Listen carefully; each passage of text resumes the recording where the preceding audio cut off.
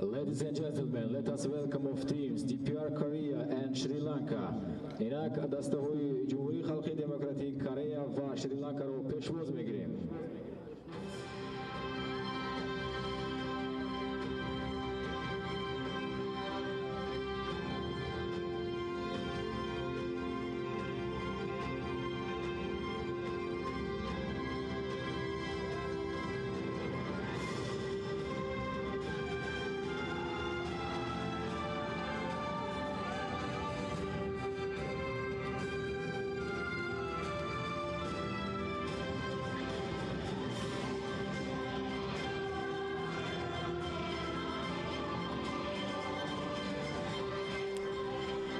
ассалому алайкум бинандагони азизу арҷманд, мухлисону алоқамандони шабакаи футбол. гузориши мустақими хешро аз варзишгоҳи марказии ҷумҳуриявии шаҳри душанбе оғоз мекунем. инҷо чанде пас дар доираи бозиҳои даври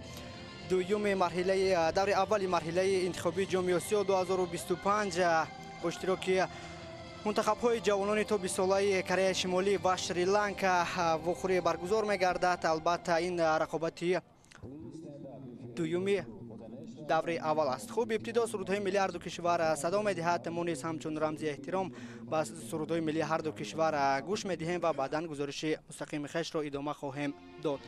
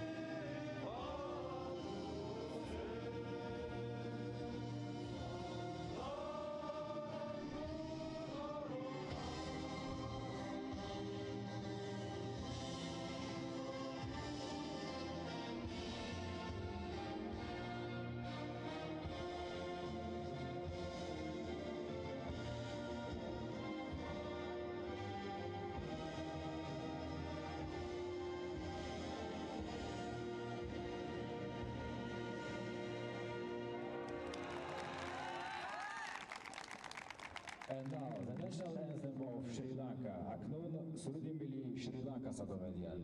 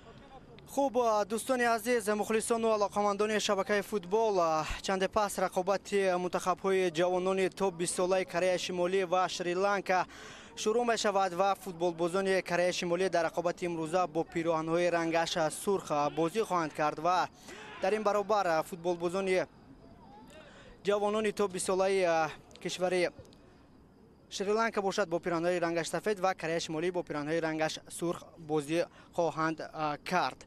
хуб, дар ибтидои гузориш тавре гуфтем бозии аввалини даври аввали гурӯҳи И бо иштироки тимҳои Малайзия ва Умон баргузор шуд ва дар он вохӯрӣ футболбозони Малайзия бо ҳисоби 2-1 ба пирӯзӣ даст ёфта муваққатан ба зинаи аввали гурӯҳи И баромаданд. дар гурӯҳи И ки 5 даста Малайзия, Тоҷикистон, Шри-Ланка, Кореяи Шимолӣ ва Умон қарор доранд ва мизбонии баргузории вохӯриҳои ин гурӯҳро Тоҷикистон, яъне кишвари мо ба уҳда гирифтааст ва боиси хурсандист ки ҳам дар соли 2023 яъне дар бозиҳои марҳилаи интихобии 2023ро дар гурӯҳи Ай ки он замон Тоҷикистон дар ҳамон гурӯҳ буд кишвари мо ба зимма дошт ва имсол низ Конфедератсияи футболи Осиёи марказӣ баргузории рақобатҳои марҳилаи интихобии ҷоми Осиёро дар гурӯҳи И мусобиқа ба кишвари мо вогузор намудааст. хуб, инҷо мо муаррифии ҳайатҳоро оғоз мекунем ва аз мизбонони номиналии ин вохӯрии футболбозони то 20 солаи Кореяи Шимолӣ шуруъ хоҳем кард. дарвозабон рақами 1 Хонг Кил Риёнг, рақами 2 Ким Ҷин Вон, рақами 3 Хан Ҷе Ёнг, рақами 5 Ҷонг Ун Ҳюк, рақами 7 Ри Ҷонг Док, рақами 9 Ким Ҷин Сонг, рақами 10 Чоэ Кук ки ҳамзамон каптани даста аст. баъдан рақами 11 Ри Кванг Миёнг, рақами 19 Юн Шу Унг, рақами 21 Ҷонг Су Ҳу ва рақами 22 Ри Сонг Хунг. сармураббии дастаи ҷавонони то 20 солаи Кореяи Шимолӣ Ҷон Чол маҳсуб мешавад. хуб, ҳайати дастаи Шри-Ланка ба чунин тартиб аст. дарвозабон рақами 1 Аҳмад Шариф, рақами 4 Муҳаммад Фадил, рақами 5 Айман Риёз Заваҳир, рақами 6 Муҳаммед Фарҳат, рақами 7 Муҳаммед Шоҳил, рақами 10 Муҳаммед Ҳу Муҳсин ки Мунсиф ки яъне каптани дастам ба ҳисоб меравад. баъдан рақами 11 Муҳаммед Тилҳам, рақами 14 Муҳаммед Ҳамдӣ, рақами 17 Муҳаммед Садир, рақами 19 Муфаззал ва рақами 23 Ҳариш. сармураббии дастаи то 20 солаи кишвари Шри-Ланка Дева Сагаям Раҷа Мани ба ҳисоб меравад.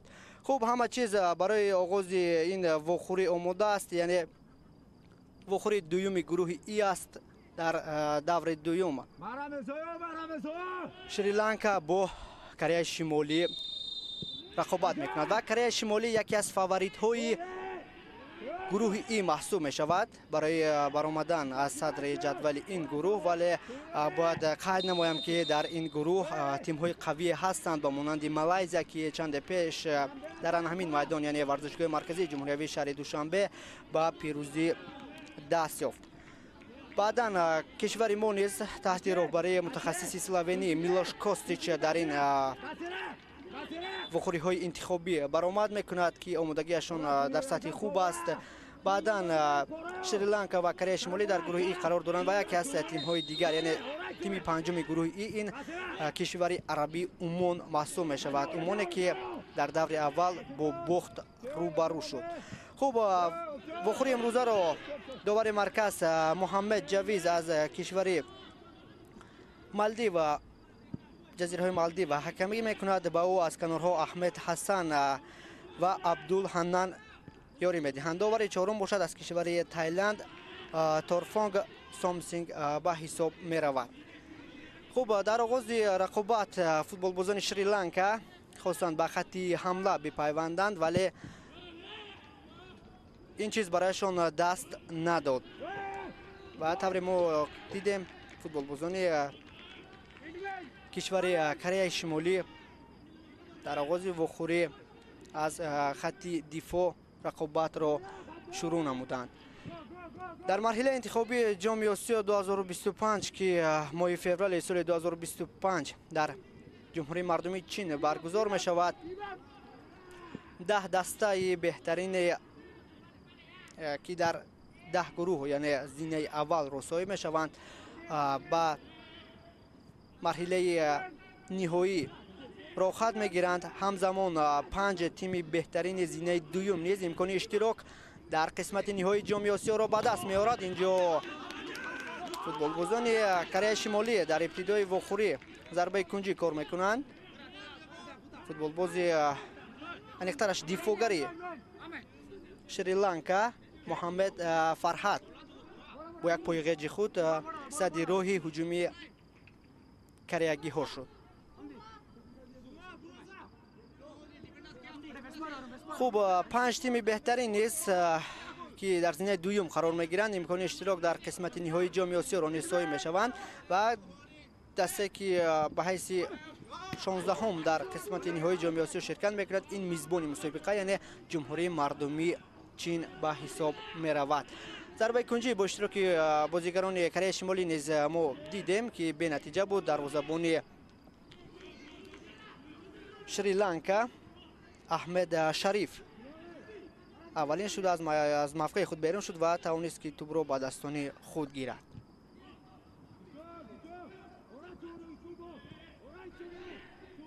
дигар бора футболбозони Кореяи Шимолӣ аз маркази майдон ба хатти ҳуҷум мегузаранд.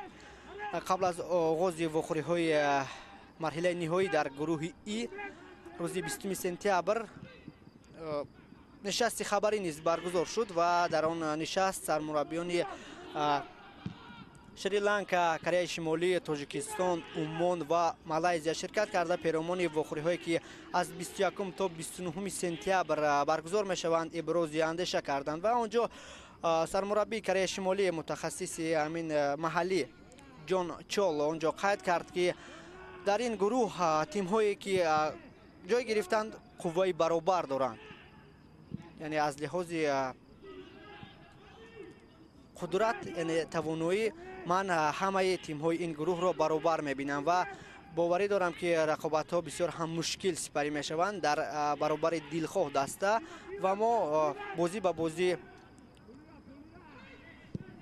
ба ин рақобатҳо омодагӣ хоҳем дид. ва онҷо аз ҷониби намояндагони васоити ахбори омма ба Ҷон Чол суол дода шуд ки шумо дар ин гурӯҳ аз ҳама ҳарифи сарсахт киро меҳисобед барои худ? онҷо мушаххасан ягон тимро ном нагирифт. Ҷон Чол ӯ қайд кард ки ман ҳамаи тимҳоро яъне баробар баҳо медиҳам ва омодагиемон барои ин мусобиқа ва роҳ ёфтан ба қисмати ниҳоии ҷоми осиё хело ва хело ҷиддӣ ҳаст. дар ин баробар сармураббии Шри-Ланка онҷо Девасагаям Раҷманӣ сухан кард. ӯ низ пиромони омодагиҳои ҷавонони то 20 солаи Шри-Ланка андешаи худро баён дошт ва гуфт ки мо ба хотири баромади бо муваффақона дар бозиҳои интихобӣ се рақобати дӯстона доир кардем ва футболбозони беҳтаринро дар ҳайат ҷамъ овардем ва боварӣ дорем ки ба натиҷаи назаррасе дар ин гурӯҳ шарафёб хоҳем гардид.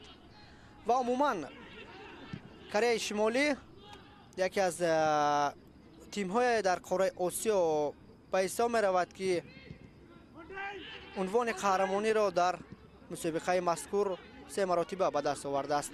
албатта солҳои қабл ин мусобиқа миёни футболбозони то 19 сола баргузор мешуд ва ин даста яъне Кореяи Шимолӣ 3 маротиба дар қисмати ниҳоии ҷоми Осиё дар солҳои гуногун ба пирӯзӣ даст ёфтааст. инҷо аз ҷониби футболбозони Кореяи Шимолӣ қоидавайронкунӣ байнобат гирифта мешавад. футболбози шумораи 7 ин даста Ҷонг Док андаке дар мубориза барои ба даст овардани тӯб ба қоидастезӣ даст зад.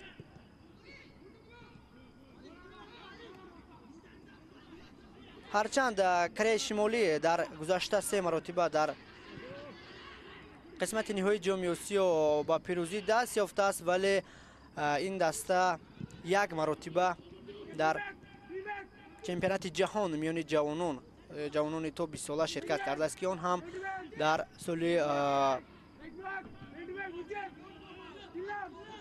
1991 ба вуқӯъ пайваст ки он замон чемпионати ҷаҳон миёни футболбозони то 20 сола дар кишвари Португалия баргузор гардида буд. дигар бора بازیگران کره شمالی به قاعده‌سازی دست دادند و در 7 دقیقه وخوری طور ما شاهد گردیدیم بازیگران این تیم در 2 حالت به قاعده‌سازی دست دادند. اگر با چنین ترتیب هنرنمایی شاگردان جان چال ادامه کند و داوری این وخوری از احتمال دور نیست که به یگانه از بازیگران این تیم کارت زرد نشان می‌دهد.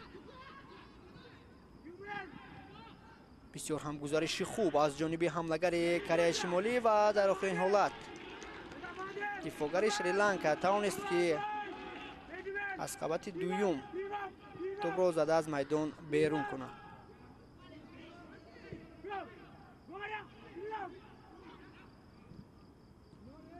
دیگر باره کوریایی ها از کنار چپ میدان به هجوم میگذارند. فاولی آنها را ما تا چند دقیقه آخر است که میبینیم. جان سوهون ارسال به داخل جریمه گاه و ضربه خطا. اینجا اولین کوشش فوتبال بازان کره شمالی بدون نتیجه به انجام میرسد. ضربه زده نیم محافظتگر این تیم بلندتر از دروازه از میدان بیرون گردید.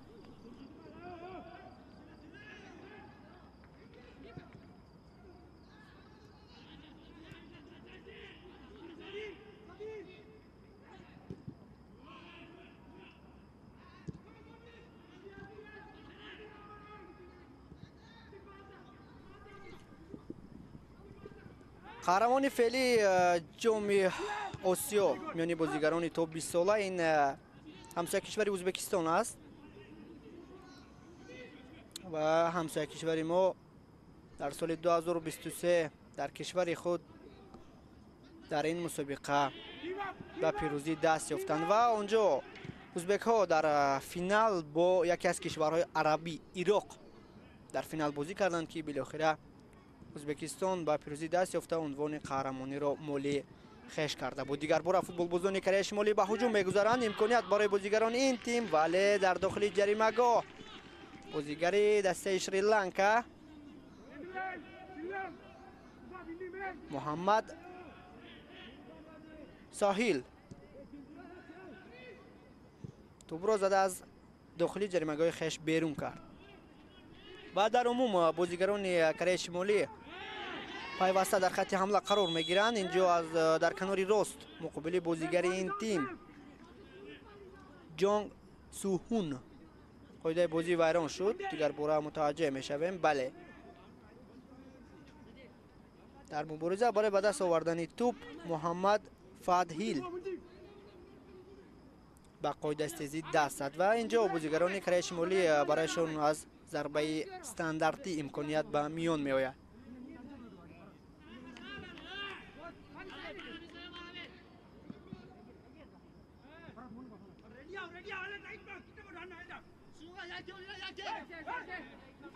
همه چیز برای توپ رو با بازی در آوردن آماده است و در نزد توپ یون سوهونگ قرار دارد. پرتابی او با داخل جریمه گاه امکانیت برای بازیگران این تیم توانست به میان آید ولی در اولین فرصت فوتبال بازان شریلانکا توانستند که حالت مذکور را برطرف نمایند. عموما بازی دفاع کورونه را معذرت شریلانکا بازی دفاع کورونه را در ابتدای وخوری به معرض تماشا گذاشته ایستاده است و در وخوری قبلی که با اشتراک مالایزیا و عمان صورت گرفته بود در ابتدای آن وخوری نیز عمان در خط دفاع قرار گرفته بود و آن چیز سبب شد که عمان به دروازه خود 2 گل سر بدهد. هرچند بازیگران عمان در رقابت مقابل مالایزیا در پایان وخوری بسیار هم فعال شدند ولی نتوانستند وخوری مذکور را حداقل مساوی کنند و مالایزیا با حساب 2-1 آنها را شکست داد و فعلا با کسب 3 امتیاز در صدر این گروه قرار دارد. در دور اول تاجیکستان آزاد است.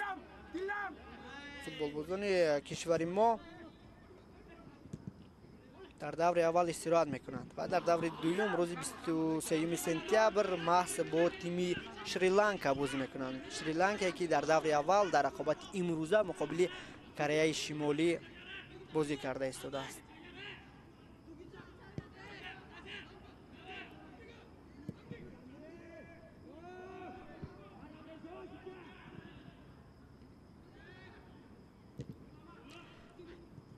футболбозони Кореяи Шимолӣ барои аввалин бор унвони қаҳрамониро дар қисмати ниҳоии Ҷомеи Осиё дар соли 1976 соҳиб гардида буданд. Инҷо дар маркази майдон боз ҳам қоидавайронкунӣ бо иштироки бозигарони Кореяи Шимолӣ анҷом дода мешавад.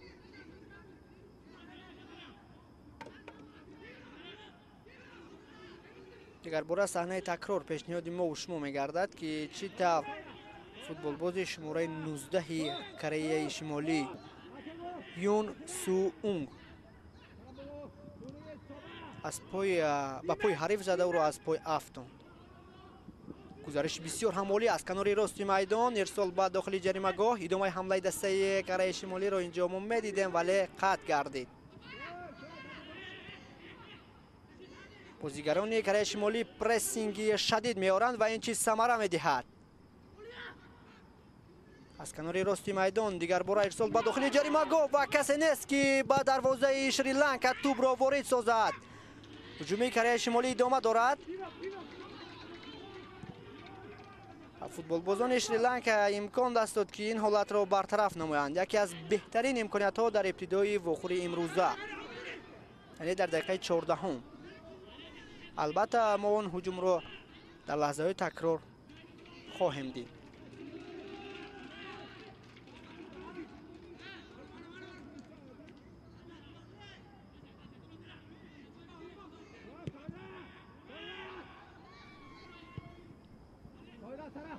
Кореяи Шимолӣ маротибаи дуюм дар қисмати ниҳоии Ҷомеи Осиё дар соли 2006 пирӯз шуда буд ва он замон қисмати ниҳоии Ҷомеи Осиё дар кишвари Ҳиндустон баргузор шуда буд. бори охир ин тим, яъне ҷавонони то 20 солаи Кореяи Шимолӣ дар соли 2010 дар ҷумҳурии мардумии Чин ба пирӯзӣ даст ёфта буданд ва сар аз соли 2010 ин ҷониб ҷавонони Кореяи Шимолӣ ки сол ба сол, яъне ҳайаташон иваз мегардад, ба натиҷаи дилхоҳи даст наёфтанд. ва дар қисмати ниҳоии Ҷомеи Осиё дар соли 2023 ки дар тавре гуфтем дар ҳамсояи кишвари Ӯзбекистон баргузор шуд, на Шри-Ланка ва на Кореяи Шимолӣ дар қисмати ниҳоии ин мусобиқа ширкат кардан натавонистанд. яъне дар рақобатҳои марҳилаи интихобӣ ба пирӯзӣ даст наёфтанд. дар гурӯҳҳои хеш дар зинаҳои сеюм, чорум мавқеъ гирифтанд ва тавре шумо медонед дар қисмати интихобии Ҷомеи Осиё фақат дастаҳое имкон пайдо мекунанд ки дар гурӯҳ зинаи аввалро ишғол мекунанд ва ҳамзамон 5 дастаи беҳтарини зинаи дуюм низ имкони иштирок дар марҳилаи ниҳоиро пайдо мекунад. инҷо паси хато аз ҷониби дифоъгари дастаи Кореяи Шимолӣ анҷом дода шуд ва макнун бозигарони Шри-Ланка аз аут тӯбро ба бозӣ медароранд.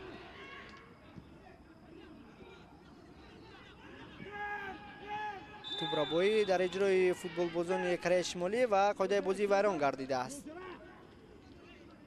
довари марказ Муҳаммад Ҷавис ба ҳолати мазкур наздиктар буд ва зуд қоидавайронкуниро ба инобат гирифт ва дар умум дар аксари ҳолат ҷавонони то 20 солаи Кореяи Шимолӣ бо қоидавайронкунӣ тӯбро соҳиб мешаванд. яъне анам прессинге ки онҳо анҷом медиҳанд дар аксари ҳолат ба қоидавайронкунӣ оварда мерасонад.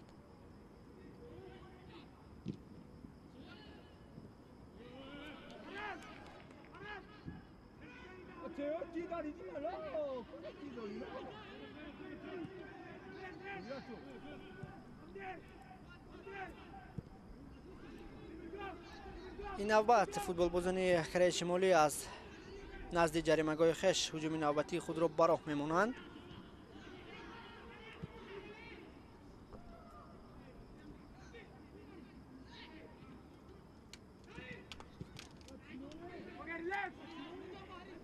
ҳангоми маросими қуръакашӣ марҳилаи интихобии Ҷомеи Осиё, тими то 20 солаи кишвари Кореяи Шимолӣ дар сабади панҷум бо ҳамроҳии тимҳои Непал, Гуам, ҷазираҳои Мариана ва кишвари Макао یکی از منطقه‌های مأموری چین در آن همان سبد قرار داشت و بعد از مراسم قرعه‌کشی کره شمالی در گروه ای قرار گرفت.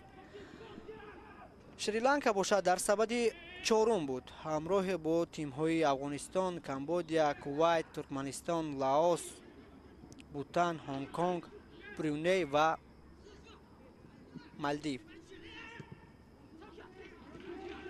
دیگر باره امکانیت برای فوتبالبازان کره شمالی اینجا با میان می آید. حمله‌گری کناری این تیم بعد از گزارش پس توپ به داخل جریمه‌گاه. اینجا فوتبالبازان کره شمالی ادعا دارند که توپ به دست دفاعگر شریلانکا برخورده است، ولی داور مرکز اشاره میکند که همه چیز از روی قاعده است.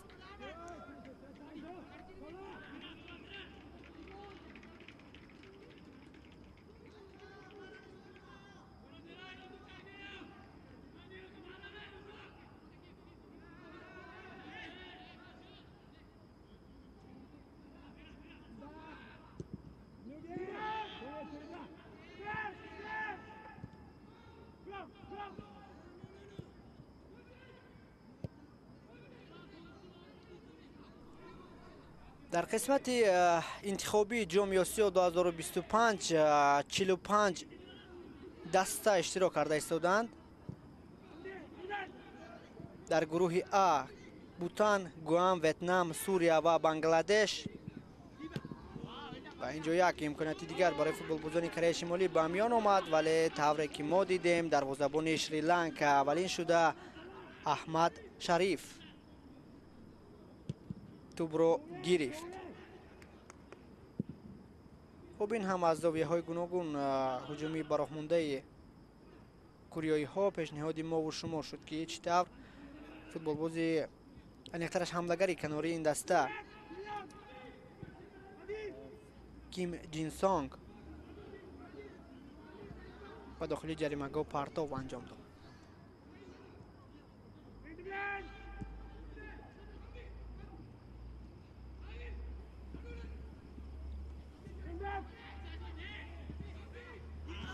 دیگر باره از جانب فوتبالبازان کره شمالی به داخل جریمه‌گاه شریلانکا توپ ارسال کرده شد، ولی یگانه از فوتبالبازان این دسته نبودند که هجومی تیمشان را گسترش بخشند.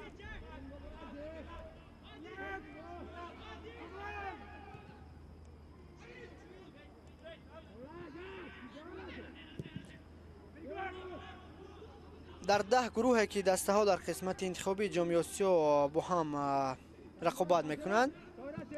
تا گروه ای مسابقه در هر یک گروه 5 دسته جایگیر شده است و سر از گروه اف در هر یک گروه 4 تیمی جایگیر شده است.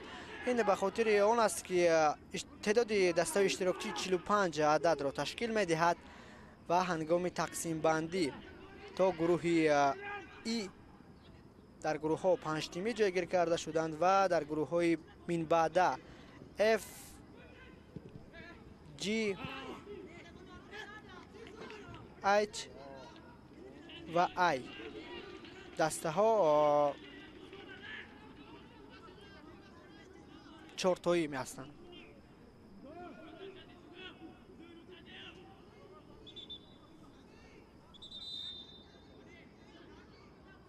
اینجا یک فوتبالباز دسته شریلانکا بازیگر تحت شماره 7 محمد شاهیل از پای چپ خود اندکی آسیب گرفت و مکنون به او یاری اولیه طبی رسانیده می شود.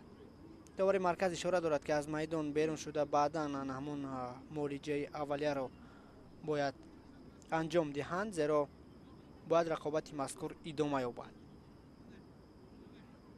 در این لحظه ها اندکی فوتبالبازان هر دو تیم امکان پیدا میکنند که کمی آب نوشند.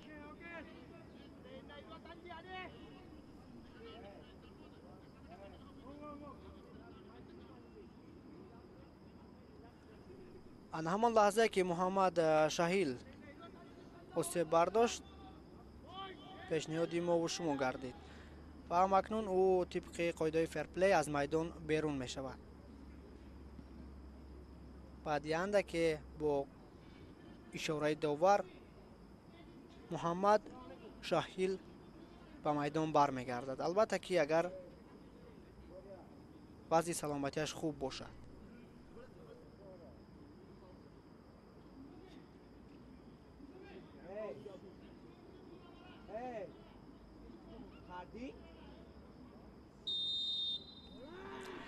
رقابت دسته‌های کره شمالی و شریلانکا در دایره بازی‌های دور دوم مرحله انتخابی جام آسیا 2025 در گروه ای ادامه می‌یابد.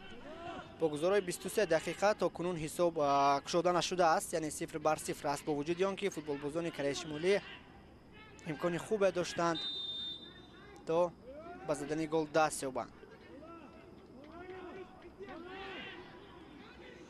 قاعده ویرانکنی نوبتی از سوی فوتبالبازان کره شمالی و بازیگران شریلانکا توپ رو به میدان می‌درآورند.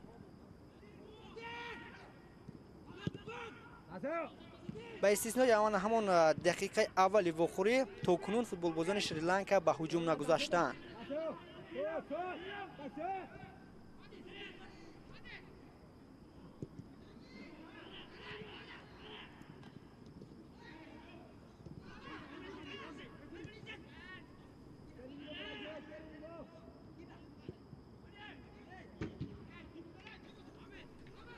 جوانان شریلانکا نیز در قسمت نهایی جام آسیا پیوسته اشتراک میکنند. همگی 8 مرتبه جوانان تا 20 ساله شریلانکا در قسمت نهایی جام آسیا امکان اشتراک را پیدا نمودند و بهترین نتیجه برای فوتبالبازان این تیم در سال 1967 است. یعنی آن زمان بازیگران این تیم که این زمان سالشان رفته است، یعنی سال خورده شدند، تا به مرحله 4 نهایی راه یافته بودند. بعد از شریلانکا تا کنون یگان مرتبه در چمپیونات جهان شرکت نکرده است. ولی کره شمالی یک مرتبه در چمپیونات جهان اشتراک کرده است که طوری گفتیم در سال 1991 چمپیونات جهان در پرتغال برگزار شد و آنجا کشورهای کره شمالی و کره جنوبی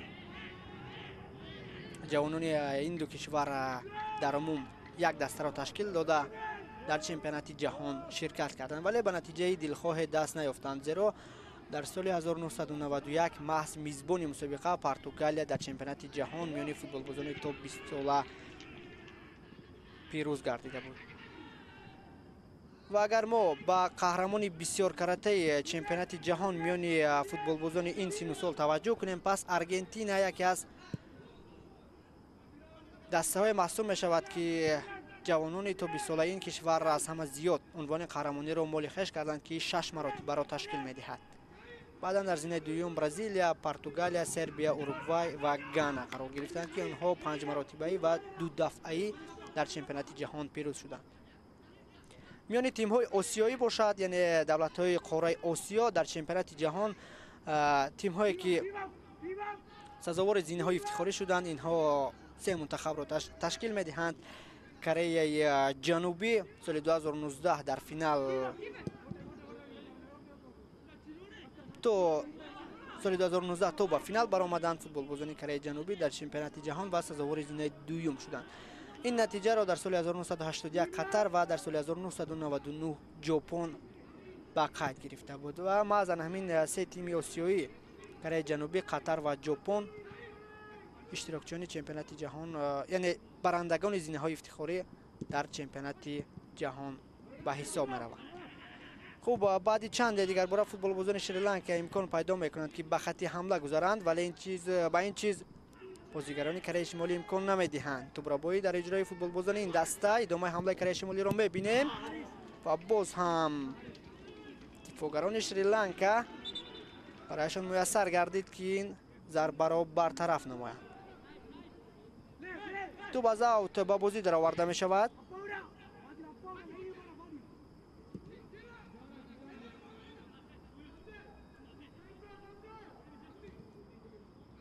این نوبت کوریایی ها از کنار چپ میدان هجوم خویش را براه میمانند. محمد شهیل ضربه حریف را برگردان، دیگر باره از ضربه از مسافه دور و توپ راست به دستی دروازه‌بان دسته شریلانکا احمد شریف دروازه‌بان مذکور در چند حالت موفق گردید که ضربه های حریف را برگرداند و دروازه خویش را از گل امین نگاه دارد. در واخور امروزه شریلانکاگی ها یک پوزی ضعیف را به معرض تماشا گذاشته ایستادند، یعنی پیوسته در خط دفاع قرار میگیرند و امکانیت ها را از عکس الهجوم انتظار می شود. قاعده بازی ویران نگردید و فوتبال بازان کره شمالی با سرعت بلند هجوم نوبتی خیش را براه میمونند. اندک پسی خطا انجام داده شد ولی خطاگی همدستش را مین جانگ برطرف نمود.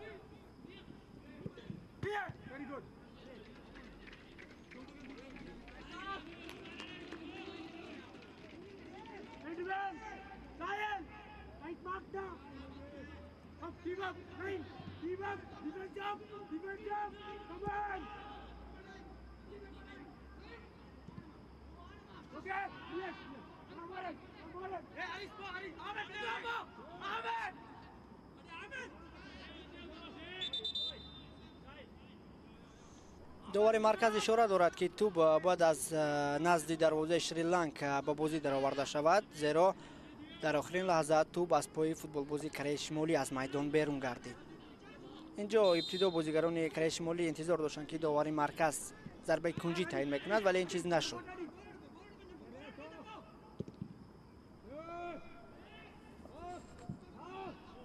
به همین ترتیب بازیکنی جوانان توپ سوله شریلانکا ادامه میکند. با پاس‌های دور و دراز میخواهند که به خط حمله روند ولی این چیز برایشان تا کنون دست نمیدهد.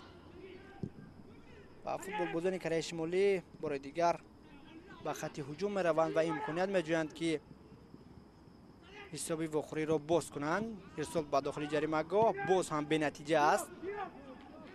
تا دقیقه 30 واخوری فوتبال بازان شریلانکا امکانات ها را که در داخل جریمه گاه آنها به میان میآید برطرف کرده ایستادند. و در ادامه واخوری نیز ما میبینیم تا کجا با چنین تاکتیک بازی کردن فوتبال بازان شریلانکا نتیجه میدهد.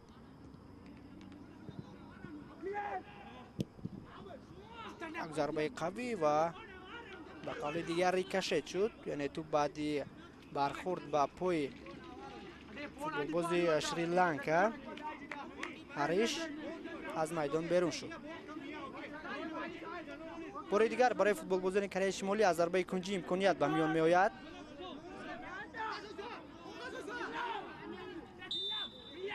صدای اشتکی داور نیز بلند گردید. امکانیت برای فوتبال بازان کره شمالی و یک ترکیب روی بسیار هم خوب ولی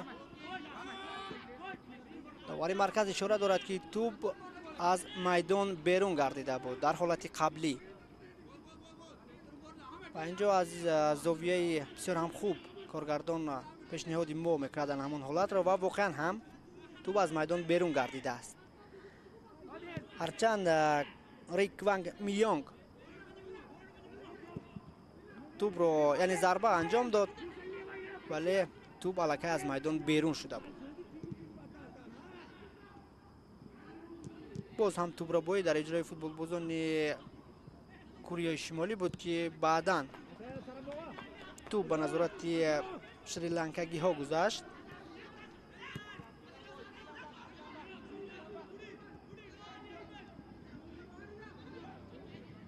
توپ را بایی در اجرای فوتبال بازان کره شمالی هجوم آنها تقویت نمی‌یابد.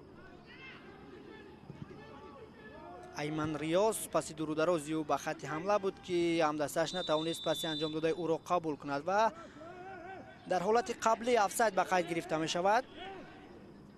فوتبال باز شماره 10 دسته شریلانکا محمد هو منصف که کاپیتان دسته شریلانکا نیز محسوب می شود در حالت نوبازی قرار داشته است.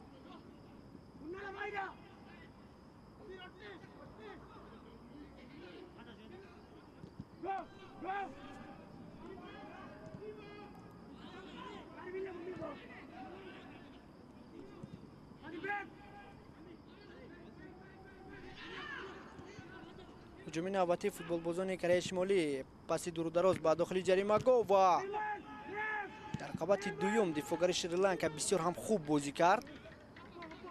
агар садди роҳи зарбаи ҳариф намегардид, ба эҳтимоли зиёд барои дарвозабони Шри-Ланка халал эҷод мешуд.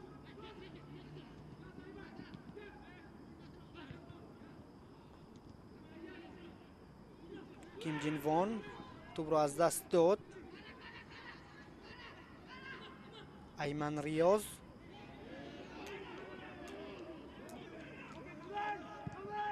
бозигарони Шри-Ланка пасҳои дуруст надоранд.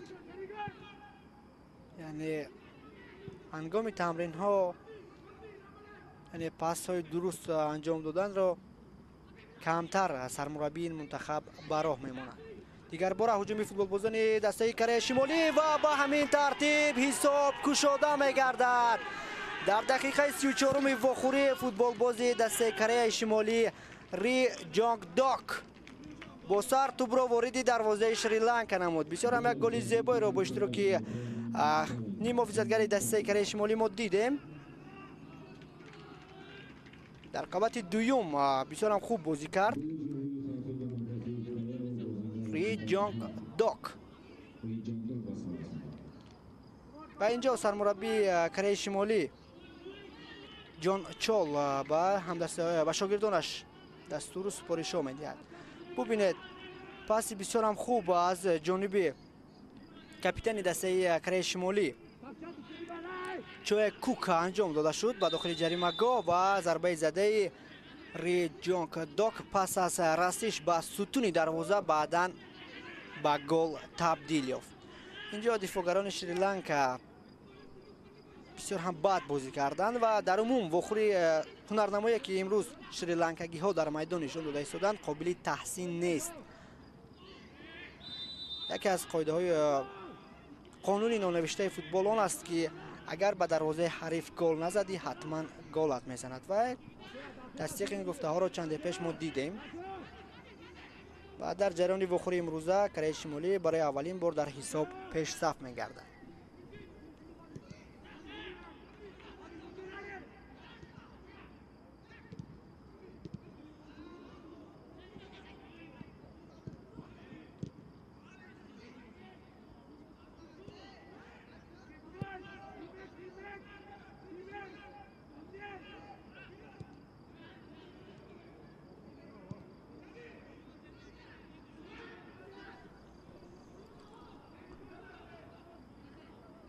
бори дигар футболбозони дастаи Кореяи Шимолӣ ба ҳуҷум мегузаранд.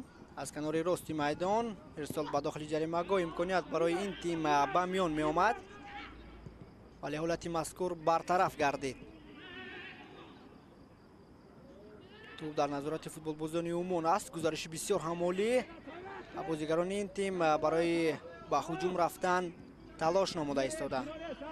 баъд аз он ки Шри-Ланка ба дарвозаи хеш гол сар дод, андаке бозигарони ин тим ба худ омаданд.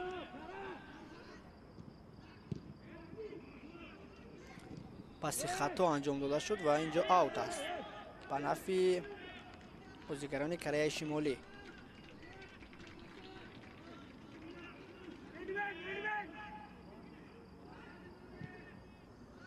қисмати ниҳоии ҷоми Осиё ки 16 дастаи беҳтарин баъд аз ба поён расидани бозиҳои интихобӣ маълум мешаванд. имкони иштирок дар чемпионати Осиёро ки соли 2025 баргузориаш ба нақша гирифта шудааст пайдо мекунанд. зарбаи дигарбора ва андаке зарбаи задаи капитани дастаи Кореяи Шимолӣ хато рафт.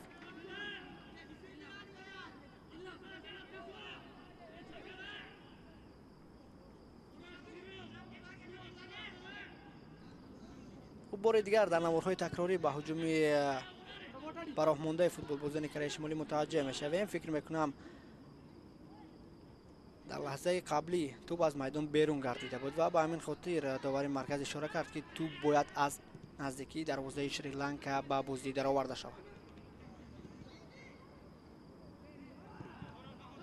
паси андаки нодуруст ба дохили ҷаримагоҳи Шри-Ланка.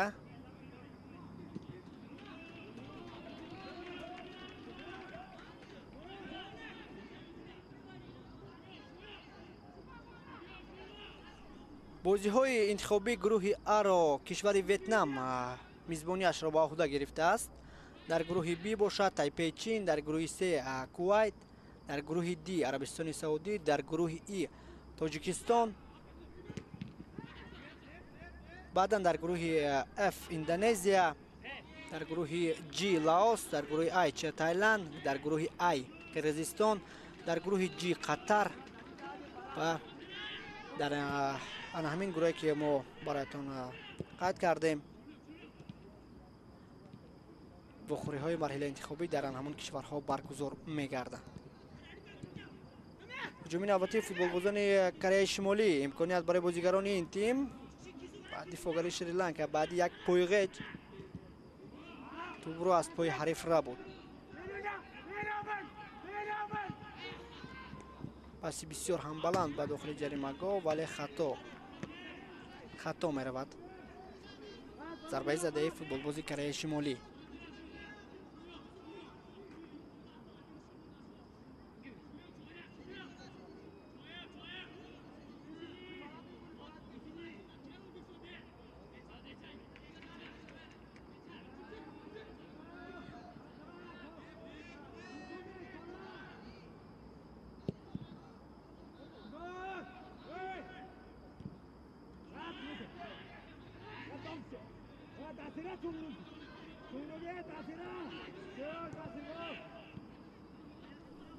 تا پایان قسم اولی وخوری کمتر از 7 دقیقه دیگر باقی مانده است.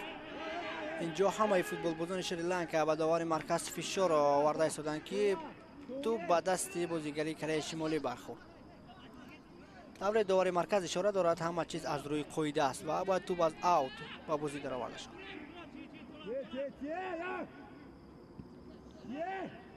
فکر میکنم بعد چند دقیقه در حد کره شمالی تغییرات به میان میآید، زیرا فوتبالبازی این تیم تحت شماره 14 کیم سیجین آماده است برای به میدان آمدن. ولی سوال اینجاست که کی از میدان بیرون میشود، در حالی که همه بازیگران کره شمالی در میدان خوب بازی کرده ایستادند.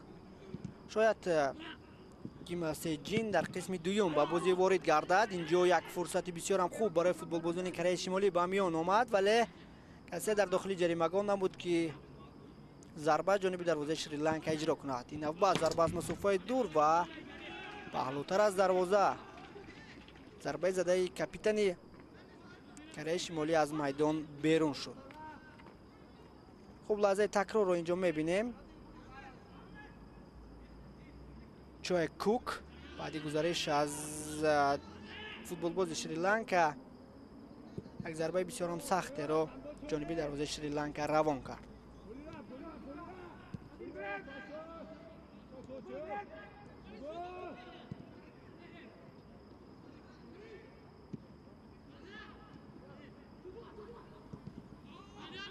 امکانیت این نوبت نیز برای فوتبالبازان کره شمالی به میان می آمد ولی پس که به داخل جریمه گاه شریلانکا روان کرده شد از جانب دفاعگران این تیم برطرف کرده شد. خوب، اولین تغییرات در جریان رقابت امروزه به وقوع می پیوندد. از هیئت اساسی کره شمالی بازیگر تحت شماره 11 ری کوانگ میانگ از میدان بیرون می شود و به جای او بازیگر تحت شماره 14 کیم سیجین وارد میدان می گردد. این تغییرات از آن درک می دهد که سرمربی دسته کره شمالی جان چال از هنرنمایی شاگردش ناراضی است. ولی ری کوانگ میانگ در هفته رقابت امروزه نه آنقدر فعال بود. بازیگر مذکور حمله‌گر است، همان ری کوانگ میانگ که چند پیش از میدان بیرون گردید و به جای او باشد نیم محافظتگر وارد میدان شد کیم سیجین.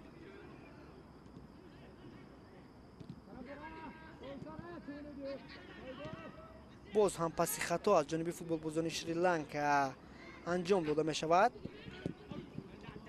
و اکنون ضربه کنجی. در قسمت اول وخوری بارها بازیگران کره از ضربه کنجی توپ رو با بازی در آوردند، ولی یگان مراتبه شریلانکاگی ها از ضربه کنجی توپ رو با بازی ندر آوردند.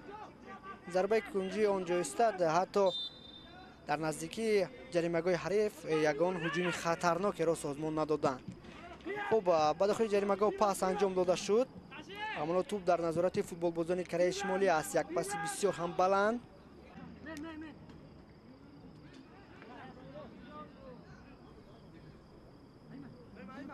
ری جانگ داک با کنج نزدیکی دروازه ضربه اجرا کرد.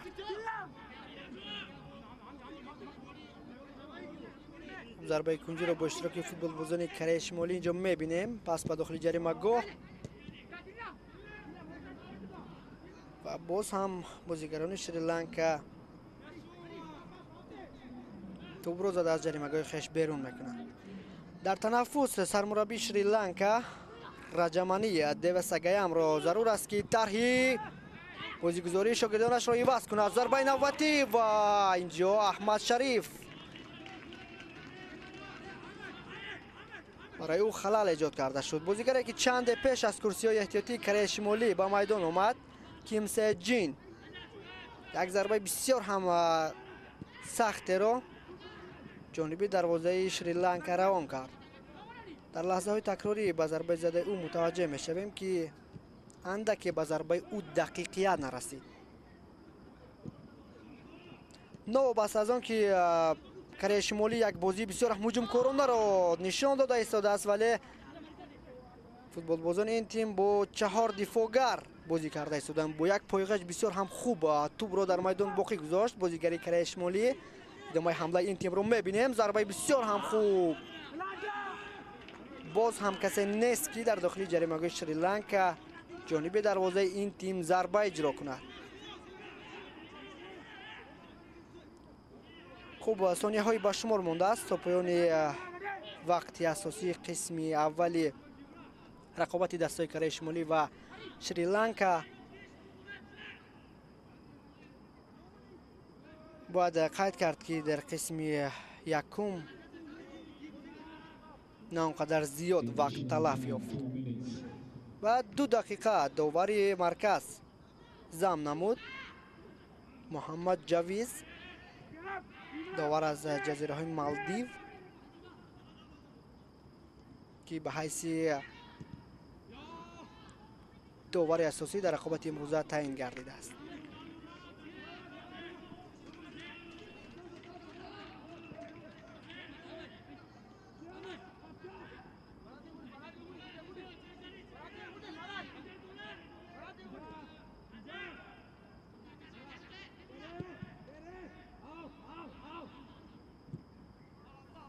این نوبت نیست تلاش فوتبالبازان شریلانکا بدون نتیجه نظر است به انجام میرسد. کره شمالی به حیث تیم های فاوریت در گروه ای واقعا هم در رقابت امروزه بازی خوب نشان داده ایستاده است. نو بس از آن که برتری آنها را 1 گل تشکیل میدهد، ولی این دسته بسیار هم بازی هجوم کرانه را در واخوری مقابل شریلانکا به نمایش گذاشته ایستاده است. اگر ما واخوری مالایزیا را که در دور اول عمان را شکست داد به رقابتی که تاکنون بازیگران کره شمالی نشان داده ایستادند قیاس کنیم، اندکی برتری به کره شمالی داده می شود، چون که بازیگران این تیم پیوسته در خط حمله هستند. ولی مالایزیا در واخوری مقابل عمان نه آنقدر فاول بود، بگیم هم خطا نخواهیم کرد، زیرا در پایان آن واخوری عمان فشار شدید را در مقابل مالایزیا نشان داده بود.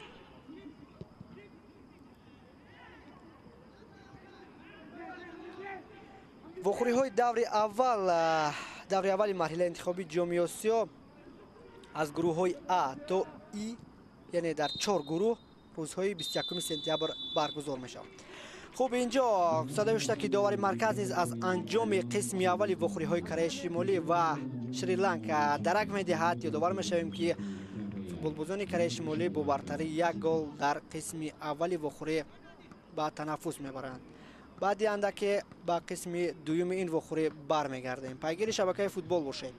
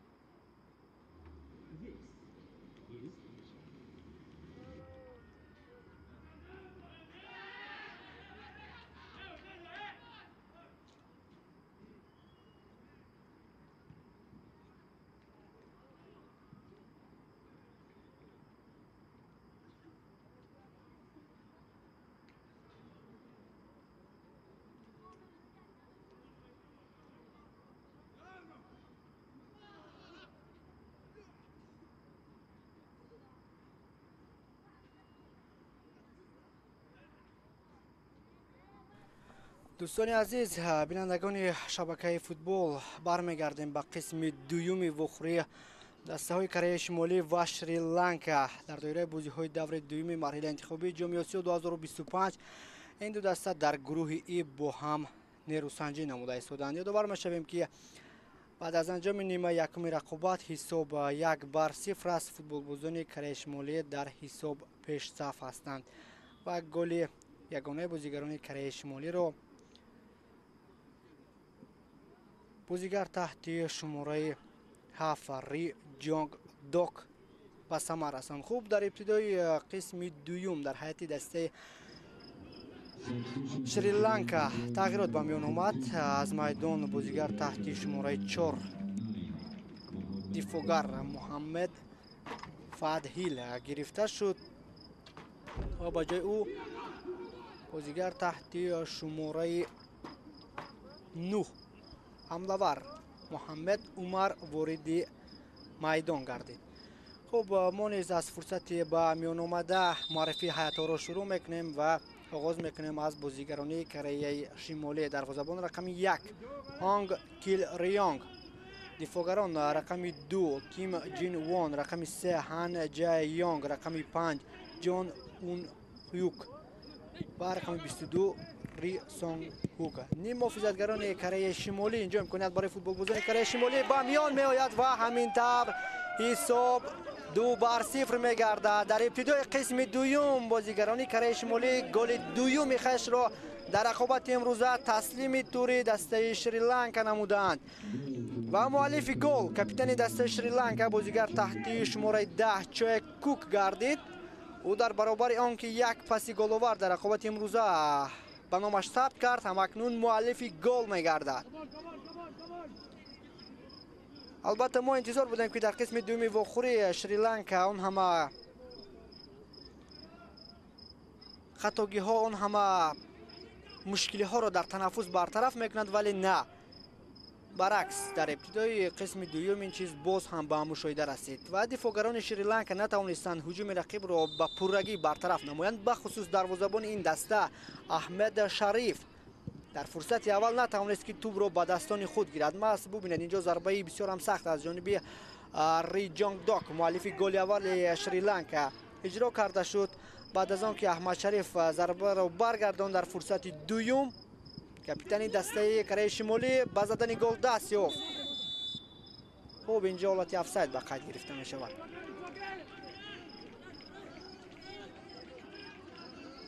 حمله‌گران دسته کره شمالی در وخوری امروزه اینها هستند. بازیگر تحت شماره 10 که چند پیش با زدن گل دست یافت چوی کوک، رقم 11 ری کوانگ میان و این بازیگر البته عوض گردید و با جای او کیمسه جین وارد میدان شد. یک حمله‌گر دسته کره شمالی در رقابت امروزه این بازیگر تحت شماره 21 جان سوهون است. سرمربی دسته کره شمالی جان چول است. خوب، هیئت دسته شریلانکا با چنین ترتیب است. دروازه‌بان رقم 1 احمد شریف، محافظتگران رقم 5 ایمن ریاس زواهیر، رقم 6 محمد فرحات، رقم 7 محمد شاهیل، رقم 10 نیم محافظتگر محمد منصف که همزمان کاپیتان دسته است، رقم 11 محمد تیلهام، رقم 14 محمد حمدی، رقم 17 محمد صادر، رقم 19 مفضل، رقم 23 حریش و یک حمله‌گر دیگر تحت شماره 9 محمد عمر که در قسم دوم به میدان وارد گردید. سرمربی دسته جوانان توپ سال شریلانکا دیوسگایم رجمانی است. مورد دیگر فوتبال بازان کره شمالی به هجوم میگذارند. امکانیت برای فوتبال بازان این تیم و ضربه کنجی تعیین میگردد.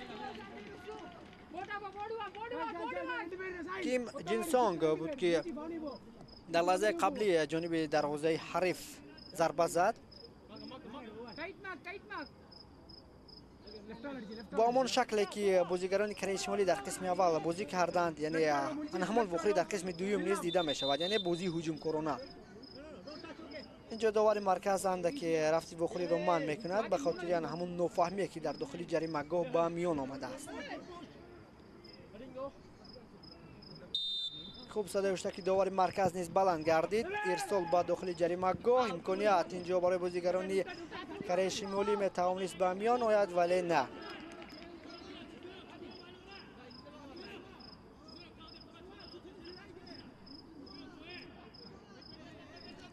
بینندگان عزیز، کره شمالی یعنی دسته جوانان این منتخب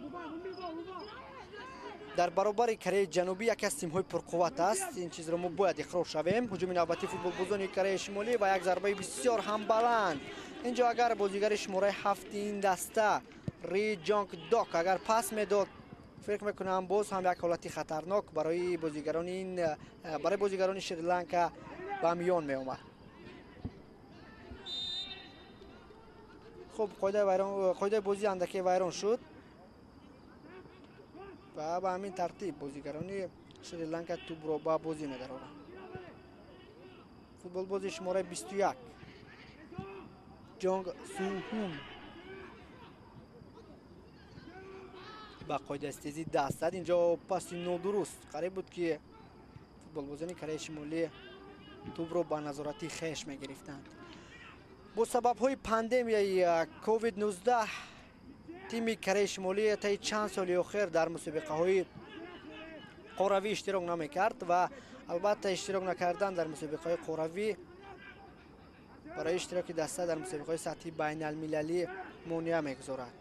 و طبعا ما می‌بینیم در مرحله انتخابی بازیگران این تیم واقعا هم بازی خوب را به نمایش گذاشته ایستادند. مخصوصا سرمربی این دسته جان چال هیئت بسیار هم خوب را برای اشتراک در مرحله انتخابی بعد دوشنبه آورده است.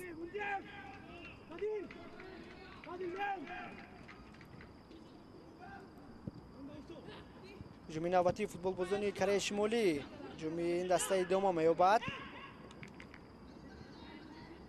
حمله‌گر این دسته هنگامی که وریانت درستی پاس دادن را انجام نداد پیدا نکرد به قفا پاس داد.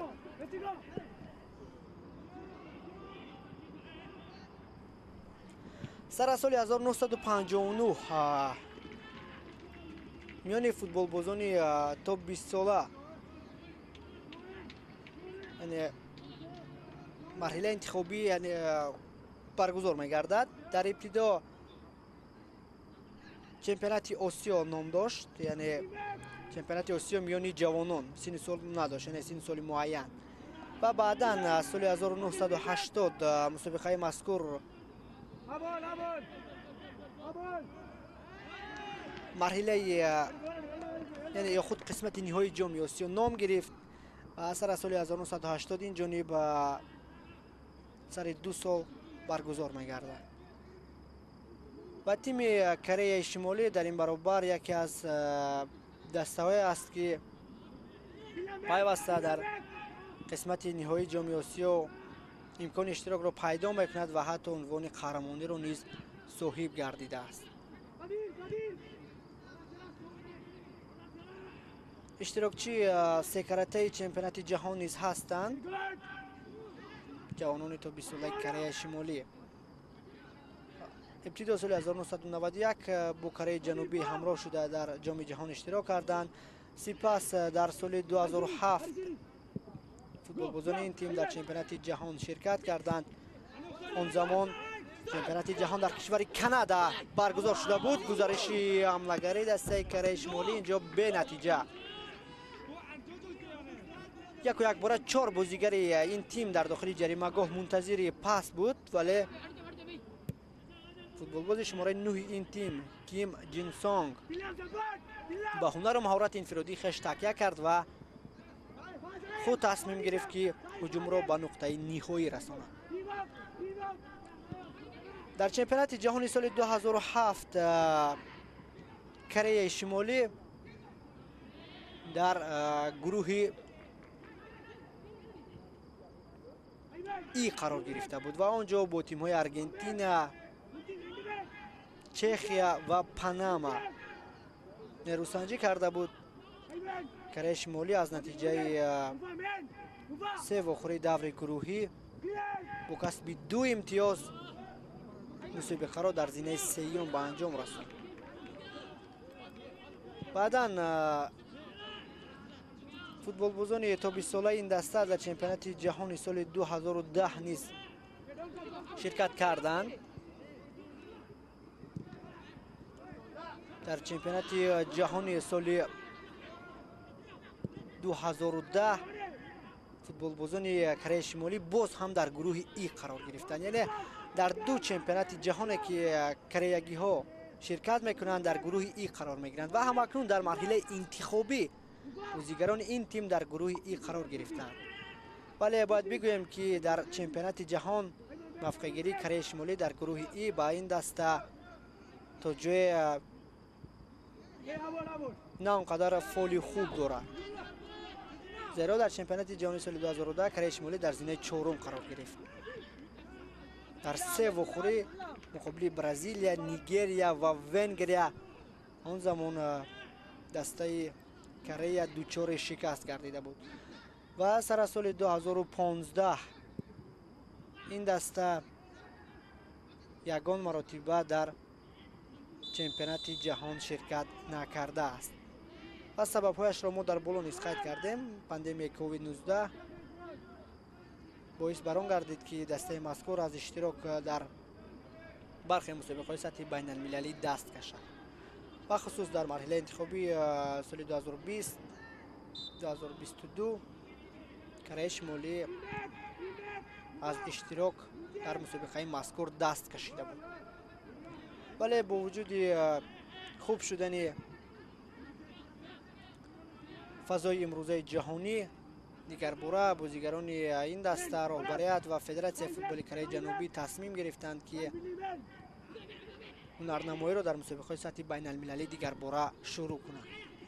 یک هجوم بسیار هم خوبی فوتبالبازان کره شمالی بدون نتیجه به انجام رسید. بازیگران شریلانکا در اولین فرصت توپ را زده از جریمه‌گاه خویش بیرون کردند. در قسم دوم رقابت شریلانکاگی ها با 5 دفاعگر بازی کرده ایستادند. یعنی بازیگران این تیم کوشش به خرج داده ایستادند که دروازه خویش را از گل‌های من بعدی کره شمالی نگاه دارند.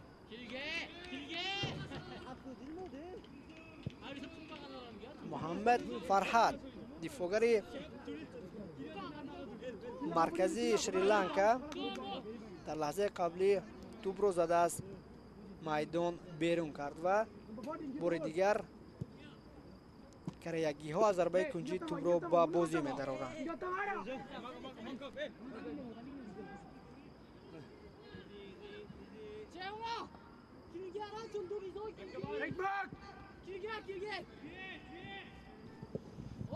ارسال توپ به داخل جریمه‌گاه، ضربه و بالاتر از دروازه توپ از میدان بیرون گردید.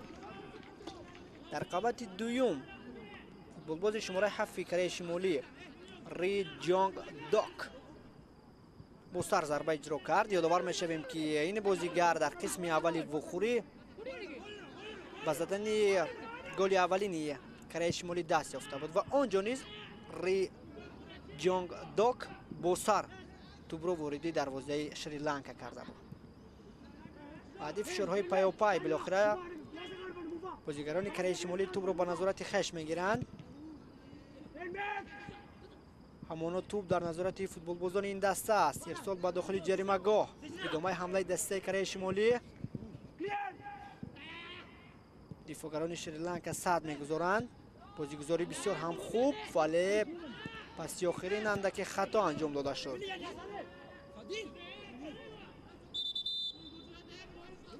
اینجا فوتبالباز دسته جوانان شریلانکا اندک جراحت برداشت. در لحظه قبلی برای به دست آوردن توپ از سر خویش اندک فوتبالباز شماره 2 این دسته، نه معذرت 5، ایمن ریاض آسیب گرفت.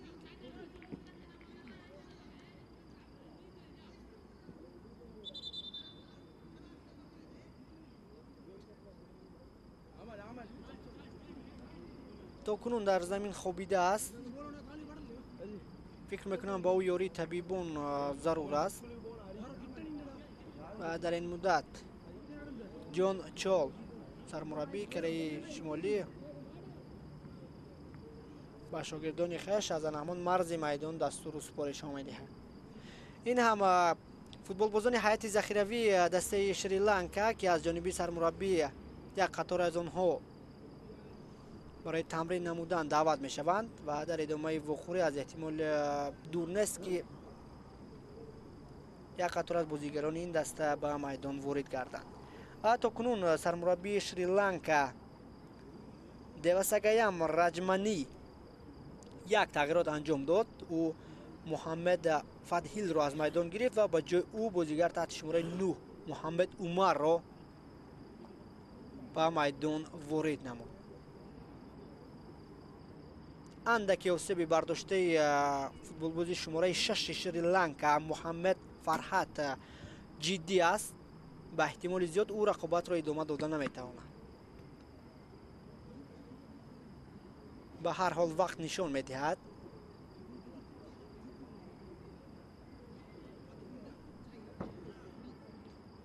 جان چال و این هم یک قطار از مخلصان و هواداران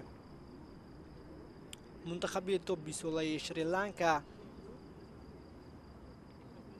در ورزشگاه مرکزی جمهوری شهر دوشنبه قرار دارند و رقابت مذکور را از نزدیک تماشا دارند. اما اکنون استاد مربیان دسته شریلانکا به خصوص داوری سرمربی این دسته رجمانی دیواساگایم در اکرانهای ما و شما قرار داشت.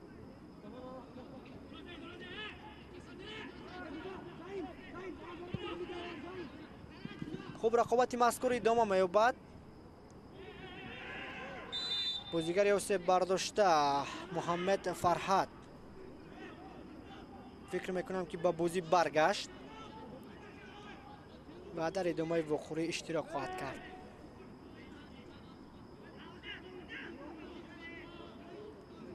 در مبارزه برای به دست آوردن توپ اندکی بازیگران کره شمالی قاعده بازی را ویران کردند و با همین ترتیب از جانب داور مرکز ضربه جریمه‌ای تعیین شد.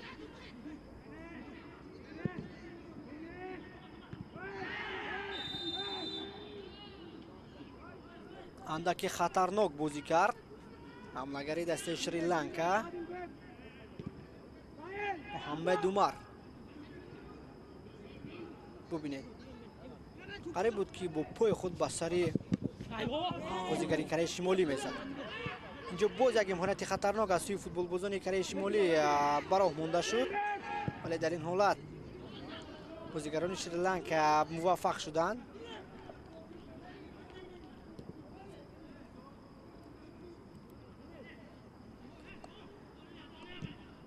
سر از سال 1959 میان بازیگران توپ 20 ساله قاره آسیا مرحله انتخابی چمپیونات آسیا برگزار می‌گردد و یکی از تیم‌هایی که در این مسابقه از همه زیاد پیروز شده است این کره جنوبی است. 12 مرتبه دسته کره جنوبی در جام آسیا به پیروزی دست یافته است. در زمینه دوم باشد یکی از تیم‌های ضعیف، یعنی ضعیف در حال حاضر، کشور میانمار. این دسته 7 مرتبه در عموم عنوان قهرمانی را در چمپیونات آسیا میان بازیگران توپ 20 ساله به دست آورده است. ضربه کنجی است یا اینکه نه، فوتبالبازان کره شمالی با داور مرکز فشار آورده ایستادند که توپ در آخرین لحظه بعد رسیدش به پای بازیگران شریلانکا از میدان بیرون گردید. ولی طور داور کناری و داور مرکز اشاره نمودند، یعنی توپ از نزد دروازه شریلانکا باید به بازی وارد گردد. با همان شکل و شیوهی که در قسم اول شریلانکا بازی میکرد، یعنی در قسم دوم نیز به همون ترتیب بازی نموده ایستاده است، یعنی در خط دفاع پیوسته فوتبالبازان این دسته قرار میگیرند. در خط حمله شریلانکا تنها یک نفر در اکثر حالت‌ها به هجوم می‌گذارد که این هم بازیگر تحت شماره 11 محمد تلهام است.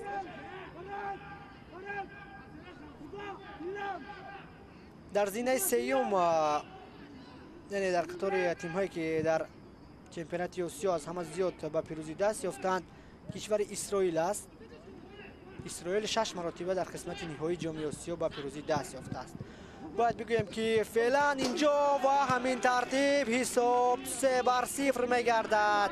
از یک امکانیت مناسب فوتبالباز دسته شریلانکا ری جانگ دوک گل دوم خود را در رقابت امروزه به هدف رسانیده همکنون مؤلف دوبل میگردد. در دو حالت با سر توپ را وارد دروازه شریلانکا کرد. بازیگر مذکور تاجر قامت بلند هم هست، ری جانگ دوک،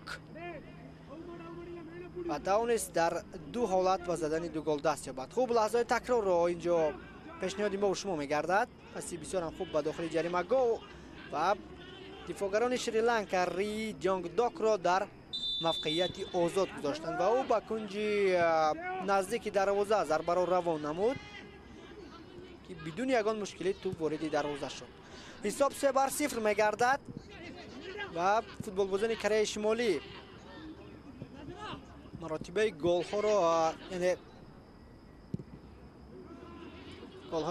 گل های خود را به مراتب بیشتر میکنند. یک نفر فوتبالباز دسته شریلانکا در خط حمله است. همکنون فوتبالبازان بعدی با او یاری میدهند. ادامه حمله دسته شریلانکا را میبینیم. در جریان وخوری امروزه فوتبالبازان شریلانکا بسیارتر وقت در خط دفاع قرار می گرفتند. پس درو دراز به کنار چپ رفتن نمی رسد و فوتبالبازان کره شمالی عکس الهجوم خش را به راه میمونند. قاعده بازی ویران گردید. کیم جین سانگ مقابل او اند که قاعده بازی ویران گردید. فوتبالباز شماره 4 دسته شریلانکا محمد فادهیل، نه اینجا بازیگر تحت شماره 5 ایمن ریاض زواهیر با دست خش حریف رو از پای زده افتاد.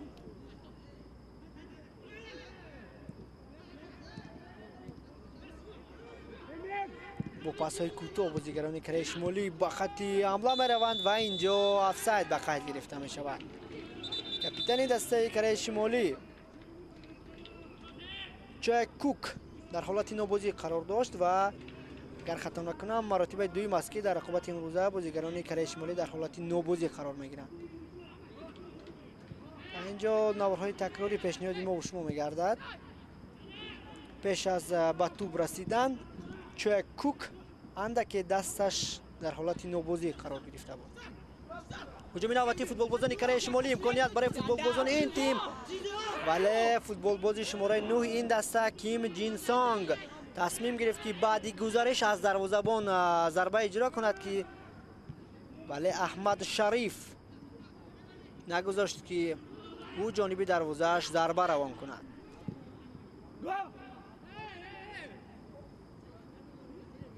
دیگر بار فوتبالبازان کره شمالی به خط هجوم میروند. کیم جین وان در احاطه چند نفر موفق گردید. امکانیت برای فوتبالبازان کره شمالی و قریب بود که خود گل به قید گرفته میشد. یوسون اونگ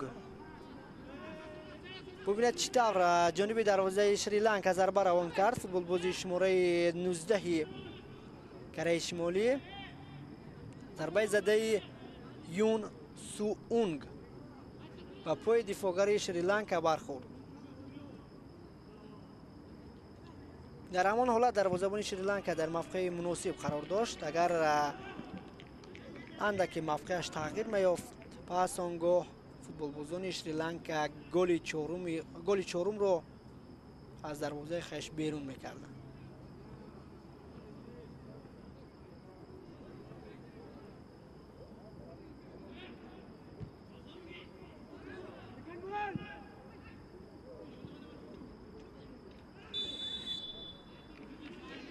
در برابر دیگر کشورها جوانان تا 20 ساله تاجیکستان نیز پیوسته در مرحله نهایی این مسابقه شرکت میکنند و در عموم جوانان تا 20 ساله تاجیکستان همگی 5 مرتبه در قسمت نهایی جام آسیا شرکت کردند. بار اول ملی پوشان کشور ما سال 2006 дар қисмати ниҳоии ҷоми осиё имкони иштирокро пайдо намуданд. баъдан соли 2008 миллипӯшони кишвари мо ба қисмати ниҳоии ҷоми осиё роҳ ёфтанд. то соли 2016 ҷавонони тобисолаи мо натавонистанд ки роҳхати иштирок дар қисмати ниҳоиро соҳиб шаванд. соли 2016 баъдан миллипӯшони кишвари мо дар қисмати ниҳоии ҷоми осиё ширкат карда буданд. имконияти навбатӣ барои футболбозони Кореяи Шимолӣ ҳолати мазкур бартараф гардид. ду маротибаи дигар ҷавонони тобисолаи кишвари мо солҳои 2018 ва солҳои 2023 дар қисмати ниҳоии ҷоми осиё ширкат карданд ва беҳтарин дастоварди ҷавонони тобисолаи кишвари мо дар қисмати ниҳоии ҷоми осиё ин роҳ ёфтанд то ба марҳилаи чаҳорякниҳоӣ дар чемпионати осиё дар соли 2018 аст. дар соли 2023 ҷавонони кишвари мо дар ҳамсояи кишвари Ӯзбекистон дар марҳилаи ниҳоӣ ширкат карданд, вале мутаассифона футболбозони кишвари мо аз гурӯҳи хеш набаромаданд. ва ҳамакнун Милош Костич, мутахассиси словенӣ, кишвари моро дар рақобатҳои марҳилаи интихобӣ роҳбарӣ хоҳад кард. дар даври аввал футболбозони кишвари мо озод ҳастанд ва дар даври дуюм бо Шри-Ланка бозӣ хоҳанд кард. дирӯз дар тамринҳои охирини дастаҷамъии тобисолаи кишварамон ҳайати техникӣ ва эҷодии телевизионии варзиш ва футбол албатта иштирок доштанд. онҷо Милош Костиш қайд кард ки мо рақобати Шри-Ланкаро муқобили Кореяи Шимолӣ меомӯзем ва ҳатман ба бозии аввалини худ дар марҳилаи интихобӣ омода хоҳем гашт. паси дигар бора ба дохили ҷаримагоҳ буд. футболбозони Шри-Ланка ҳолати мазкурро бартараф намуданд. хуб, инҷо довари марказ ишора дорад ки тағйирот анҷом дода мешавад. инҷо як футболбози дастаи Шри-Ланка андаке осеб бардошт ва ҳамакнун дар ҳайати Кореяи Шимолӣ ду футболбоз иваз мегарданд. бозигар таҳти шумораи 9 Ким Ҷин Сонг аз майдон гирифта шуд. аз курсиҳои эҳтиётии ин тим ба ҷои ӯ бозигар таҳти шумораи 15 Рим Рионг вориди майдон шуд. як бозигари дигар аз ҳайати Кореяи Шимолӣ аз майдон берун гардид. ин футболбоз таҳти шумораи 19 Юн Суунг аст. ба ҷои ӯ бозигар таҳти рақами 12 Раму Рионг ба майдон ворид гардид. дар умум сармураббии дастаи Кореяи Шимолӣ то дақиқаи 73 се тағйирот анҷом дод. агар мо ҳунарнамои ҳамаи футболбозони Кореяи Шимолиро ки дар майдон бозӣ карданд натиҷагирӣ кунем, пас на он қадар натиҷаи бадеронӣ соҳиб гардиданд. яъне дар умум ҳамаи футболбозони ин даста хуб баромад доштанд. ҳуҷуми навбатии футболбозони ин даста дар дохили ҷаримагоҳ бозигаре ки чанде пеш аз курсиҳои эҳтиётии Кореяи Шимолӣ вориди майдон гардид, аз худ ҳунару маҳорати инфиродии воло нишон дод. яъне чанд бозигари Шри-Ланкаро бо пойбозиҳои худ фиреб дод.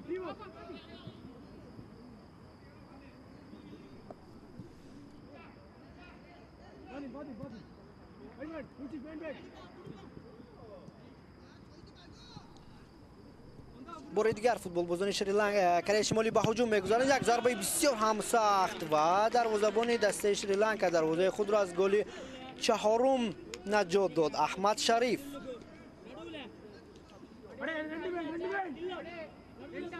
хуб, лаҳзаи такрорро бори дигар мутаваҷҷеҳ мешавем. паси бисёр ҳам хуб ба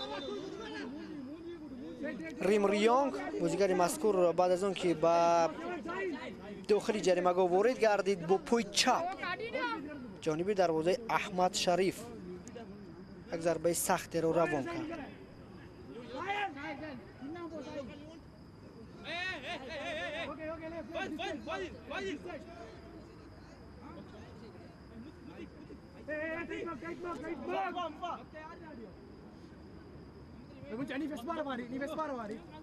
Ancha Young. تغییرات نوبتی در هیئت دسته شریلانکا انجام داده شد. از کرسی احتیاطی این تیم بازیگر تحت شماره 18 به میدان وارد گردید. ضربه بسیار هم خطرناک از میدان فوتبال باز تحت رقم 7 محمد شاهیل گرفته شد و به جای او محمد عطیف به میدان وارد گردید.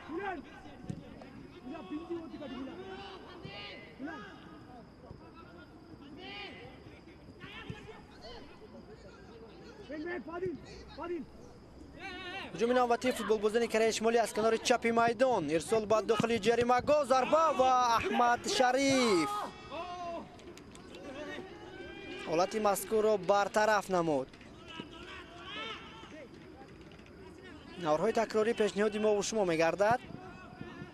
باز هم دفاعگران شریلانکا در داخل جریمه گاه خویش به حریف موقعیت های خالی را میگذارند. و خصوص در حالت قبلی ری جانگ داک بود که جانبی دروازه شریلانکا ضربه اجرا کرد.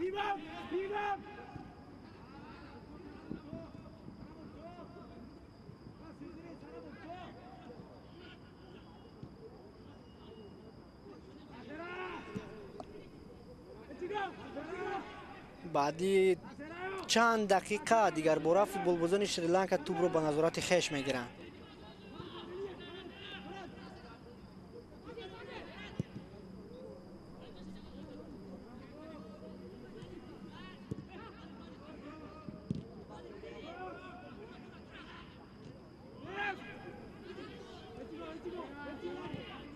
کره شمالی بعد از آن که به زدن 3 گل دست یافتند که بازیگزاری خود را در خط حمله آرام کرده است. یعنی اگر در قسم اول و در ابتدای قسم دوم فوتبال بازان این تیم پیوسته در خط حمله قرار می گرفتند، ولی بعد از آن که به زدن 3 گل شرفیاب شدند اندکی بازی آنها آرام گردید.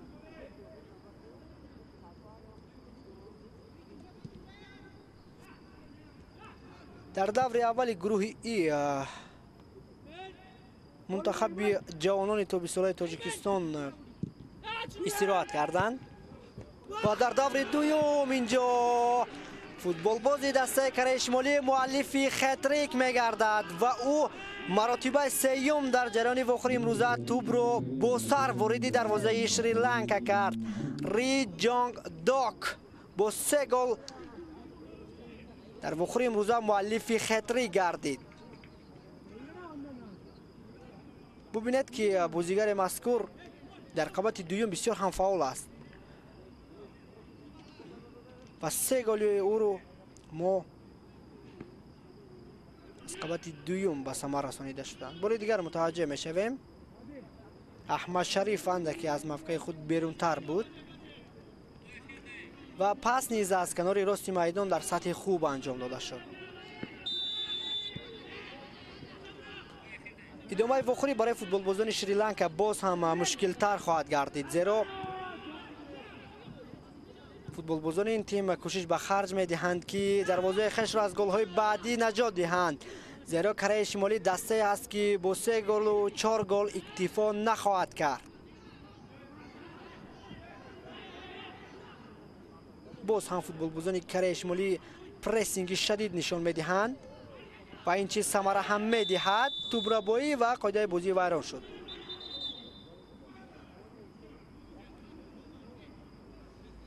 کاپیتان دسته کره شمالی جای کوک آسیب گرفت. فکر میکنم که آسیبش نه چندان جدی است و جای کوک از میدان از زمین برخست و رقابت مذکور را ادامه داده میتواند. در لحظه قبلی حملگر مرکزی کره شمالی حریش محض او بود که به قاعده ویرانکنی دست زد اینجا یک بازیگر دیگری دسته شریلانکا آسیب برداشته است و در زمین خوابیده است. این زمان با او یاری اولی طبی رسانیده می شود. این هم ستاد مربیان دسته شریلانکا بعد 4 گل سر دادند در جستجوی آن هستند که چطور در ادامه وخوری سطحی راهی هجوم های من بعدی حریف کردند.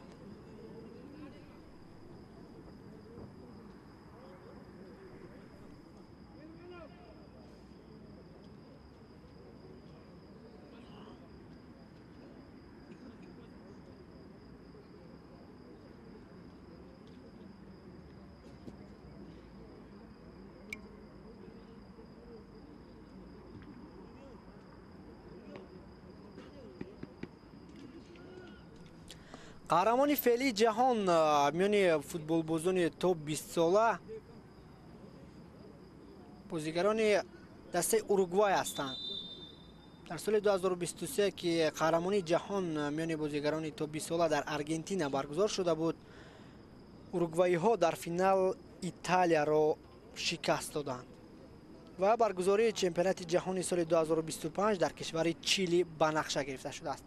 اینجا در حیات دسته کره شمالی تغییرات اخیرین انجام داده می شوند. از میدان کاپیتان دسته تحت شماره 10 چای کوک گرفته شد و با جای او فوتبالباز تحت شماره 6 چای کوک گان وارد میدان گردید و این فوتبالباز بعد از آن که وارد میدان گردید دستبندی کاپیتانی را گرفت. در این برابر یک تغییرات دیگر در حد دسته کره شمالی انجام داده شد. بازیگر تحت شماره 21 جان سوهون میدان را ترک نمود.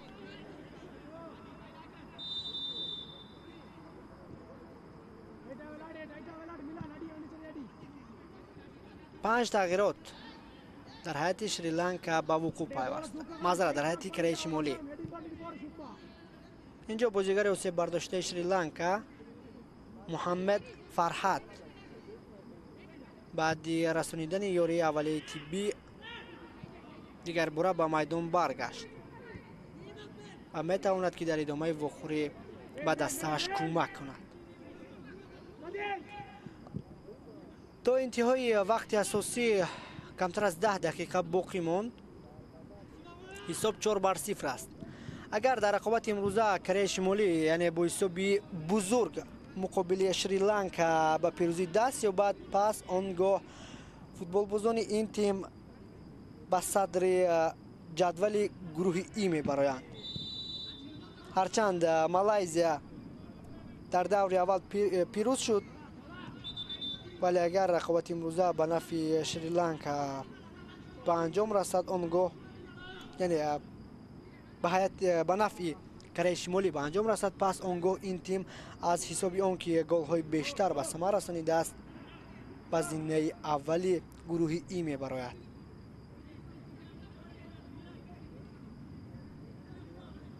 در گروه ای 5 تیم جایگیر شدند: تاجیکستان، مالایزیا، شریلانکا، کره شمالی و عمان و در هر یک دور یک دسته ای استراحت میکنند. در دور اول در منتخب تاجیکستان، در دور دوم عمان، در دور سوم مالایزیا، در دور چهارم شریلانکا و در دور پنجم باشد کره شمالی استراحت میکنند.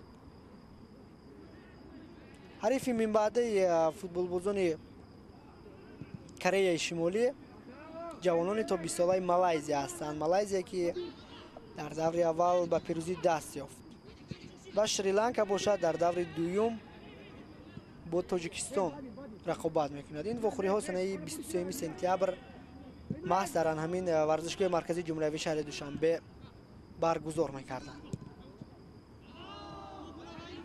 اینجا اندکی پسی نادرست به انجام داده شد. دفاعگر کناری کره شمالی تیم جینوان نتوانست که توپ رو با نظارتی خش گیرد.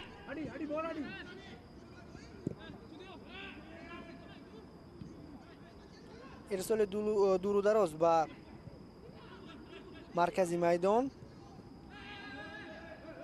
باز هم توپ را باید در اجرای فوتبالبازان کره شمالی.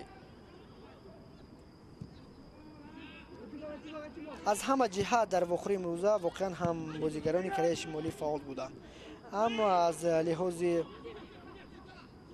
اداره کنی توپ، اما از لحاظ ترکیب‌آرایی ها و سازمان دادن هجوم های خطرناک، ضربه های راست جانبی دروازه حریف، ضربه های کنجی و بالاخره در حساب نیست بازیگران این دسته پیش صف هستند. اینجا اشتباه از جانب دفاعگری دسته شریلانکا. هجوم فوتبالبازان دسته کره شمالی اینجا قطع گردید و بازیگران این دسته ضربه کنجی کار میکنند. مؤلف 3 گل کره شمالی ری جانگ داک بود که در لحظه قبلی هجوم نوبتی دستش را طرح ریزی نموده بود.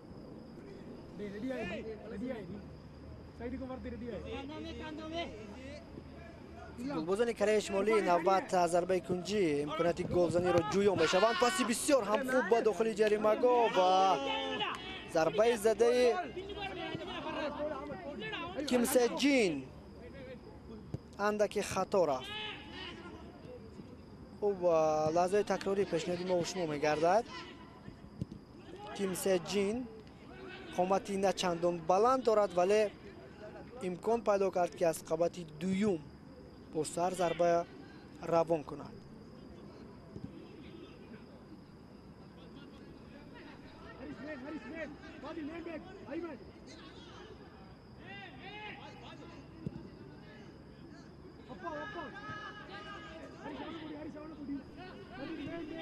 خوب بینندگان عزیز، در همین وقت و زمان یعنی در همین روز یک قطار وخوری های دور اول مرحله یعنی گروه ا سوریه با حساب 4-0 بنگلادش را شکست داد. این دو وخوری در دوره بازی های دور اول گروه ا صورت گرفتند.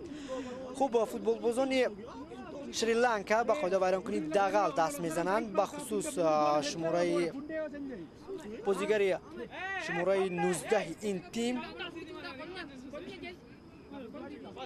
مفضل بود که در مبارزه برای به دست آوردن توپ قاعده بازی را ویران کرد و ضربه جریمه‌ای تعیین می شود.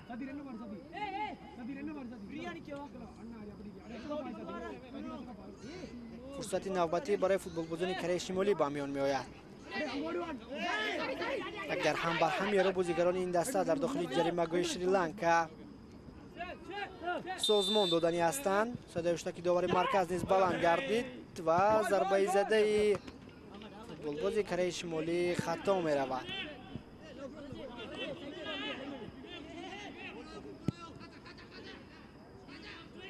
چوی کوکگون بازیگری که در قسم دوم از کرسی احتیاطی این تیم به میدان وارد گردید، محض او بود که ضربه را اجرا کرد. اینجا توپ از میدان بیرون شده است. به این چیز داور کناری اشاره کرد. فوتبالبازان شریلانکا بعد از آن که توپ از میدان بیرون گردید هجوم را ادامه دادند و همکنون از اوت کوریایی ها توپ را به بازی می درآورند. پس دیاگونالی با کناری چپ میدان ریم ریونگ های جای یونگ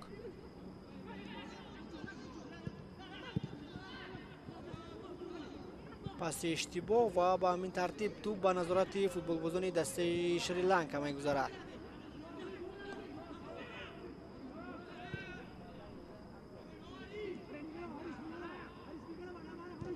در ادامه وخوری فوتبالبازان شریلانکا برای مساوی نه برای غلبه نه بلکه برای زدن یک گل شرم شکن حتما تلاش خواهند کرد. در وخوری امروزه واقعا هم فوتبالبازان شریلانکا یک بازی بسیار هم ضعیفانه را مقابل کره شمالی نشان داده ایستادند.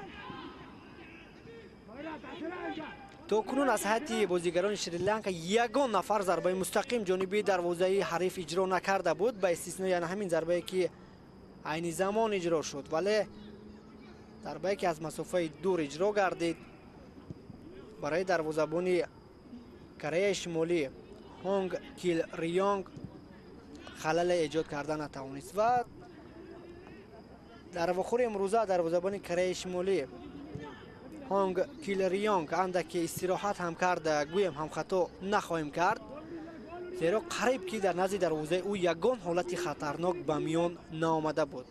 شاید به حساب او توپ را به دستان خود گرفته باشد.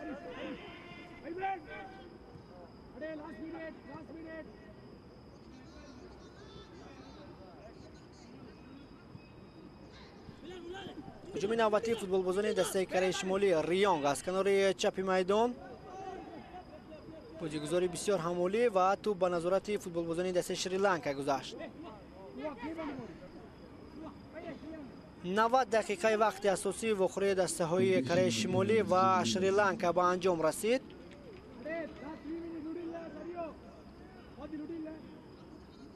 از جانب داور مرکز به جریان وخوری امروزه 3 دقیقه زم گردید.